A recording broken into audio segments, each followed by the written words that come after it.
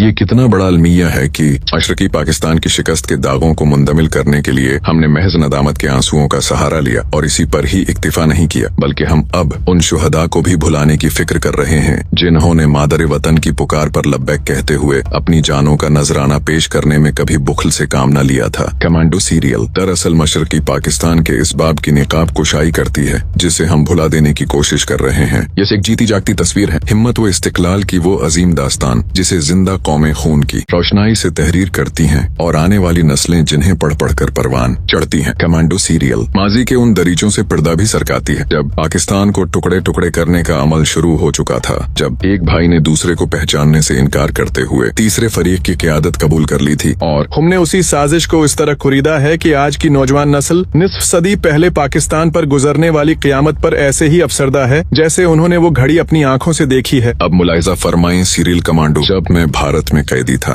دوران تفتیش بھارتی انٹیلیجنس کے ایک ایس پی نے مجھ کو کہا، تم پاکستان شاید اسی جنم میں چلے جاؤ، لیکن تمہارا جسم تمہیں کئی جنم تک یہ یاد دلاتا رہے گا کہ تم نے بھارتی تفتیش کاٹی ہے۔ ظالم نے ٹھیک ہی کہا تھا۔ آج جب وطن واپس آئے ہوئے مجھے تقریباً 8 برس ہو گئے ہیں، کبھی کبھی بے اختیار جسمانی اور روحانی گھاؤ پر نظر جاتی ہے تو میرا ہر زخم خود بخود اس ایس پی کے الفاظ کی صداقت کی گواہی دینے لگتا ہے۔ دشمن کے دیے گئے اسی درد و کرب نے مجھے ایک کمانڈو کی شکل بخش دی تھی اور یہی درداب کمانڈو میں سمٹ آیا ہے۔ یہ میری مشرقی پاکستان کے زخموں سے چور چورا وہ لہو رنگ کہانی ہے جس کو ہم مسلسل وقت کی گرد میں دبائے چلے جا رہے ہیں، اور شہداء کی حکایات خون چکاں ہمارے لیے ماضی کی بھولی بسری یاد بن کر رہ گئی ہیں۔ کیا یہ ہماری نیتوں کا فطور نہیں کہ ہم نے صرف 10-12 سال کی قلیل مدت میں اس سانحے کو ذہن سے یوں بھٹکا دیا جیسے یہ ہم پر گزرا ہی نہ تھا، جیسے ہمیں اپنے ازلی دشمن کا سراغ ہی نہیں مل سکا، اس آستین کے سان پر کا جس نے ان آندھیوں اور طوفانوں کی ہمیشہ بھرپور پشت پناہی کی جو مملکت خداداد پاکستان کو لخت لخت کرنے کے لیے اٹھتے رہے۔ کیا ہم اس بات کو بھلا بیٹھے ہیں کہ قیام پاکستان کے فوراً بعد اس براہمنی ذہنیت نے جو کبھی بھی تقسیم ملک کی متحمل نہیں ہو سکی،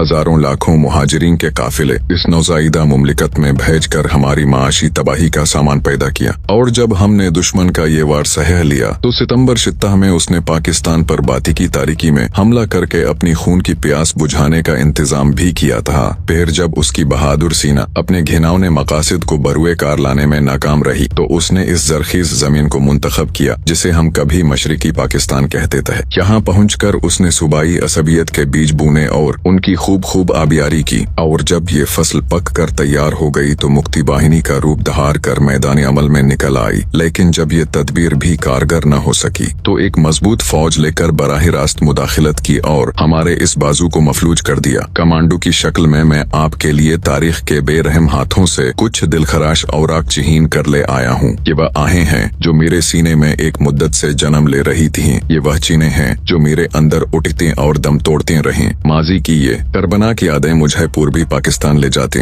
جہاں کالی دیوی کے پجاریوں نے نفرتوں کی دیواریں کھڑی کر کے ایک بھائی کو دوسرے سے جدا کر دیا۔ اب جو نظر اپنے ملک عزیز پر جاتی ہے تو میں سوچنے لگتا ہوں، اکھنڈ بھارت کا خواب دیکھنے والے کہیں یہاں بھی اس بچے کچھے پاکستان میں نفرتوں کے ویسے ہی بیج نبود ہیں۔